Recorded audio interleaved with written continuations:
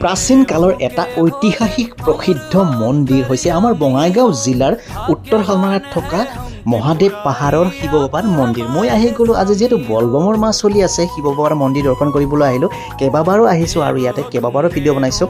এই মন্দিৰৰ বিষয়ে বহুতো কিবা কিবি মই ৰহস্য আছে, ৰহস্যৰ ভিডিঅ' মই বনাইছিলোঁ। আজি আহি গ'লোঁ এই মন্দিৰটোৰ এটা ৰহস্যময় মন্দিৰ হয় আৰু ইয়াতে এজনী মহিলা এতিয়ালৈকে গুহাৰ ভিতৰত অভিশপ্ত হৈ পাথৰ হৈ ৰৈ আছে। এইটো হৈছে শিৱ বাবাৰ মন্দিৰৰ গুহাটো।